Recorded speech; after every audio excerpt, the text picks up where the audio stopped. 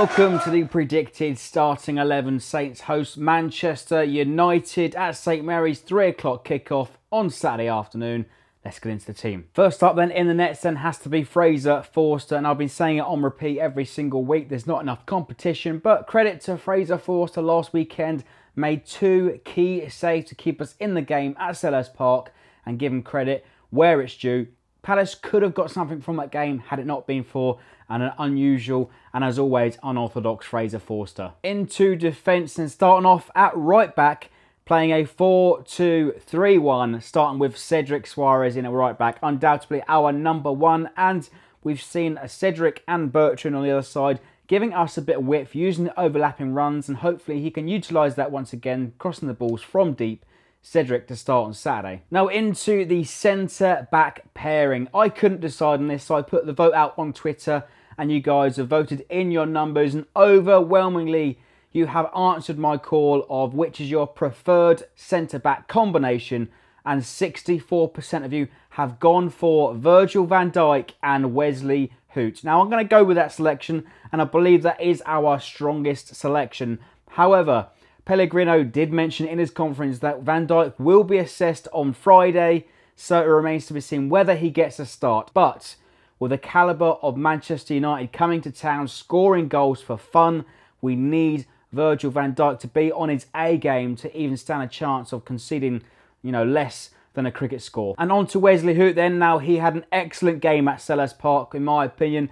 We saw some of the diagonal balls going across the park, and he was dominant in the air. He's tall, he's strong, and hopefully moving forward we have the Dutch chemistry with Virgil van Dijk and Wesley Hoedt. Finishing off the back four then has to be Ryan Bertrand, and that is our strongest back five, including Forster. And as with Cedric, we've seen Ryan Bertrand give us width, give us the overlapping runs, and also getting into the final third.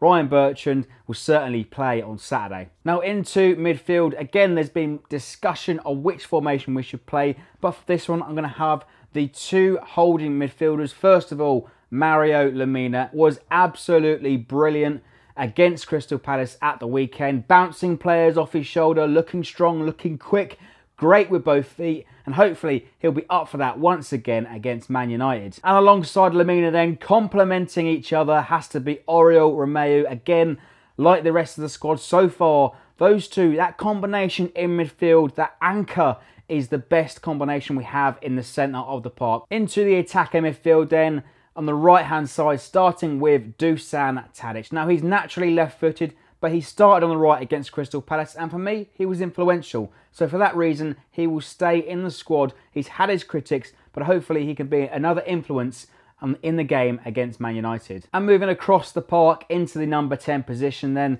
it has to be Steven Davis. The man of the hour last weekend, 200 appearances for Saints, and scored on that milestone. He scores on milestones, and hopefully he can continue some momentum into this game. Now, we know what to expect from Davis. High energy, he'll carry the midfield and absolutely run his socks off all afternoon. Finishing off the midfield then with Nathan Redmond. Maybe an unpopular choice for some of you, and maybe the only player last weekend had a below par performance. He's a right-footed player. He plays on the left. He knows exactly what we're going to do. He's going to try and cut across, get that ball in, take on a few players. Maybe he can up his game against United and be an influence. And finishing off the starting 11 then, last weekend we've seen Shane Long make his first start for the Saints this season. But for me, I think with Gabbiadini on the pitch against Man United, that is our absolute strongest side available. Manolo Gabbiadini, for me, has to play against United, and he's desperate to get on the score sheet once again. Now, our strikers have scored 1 goal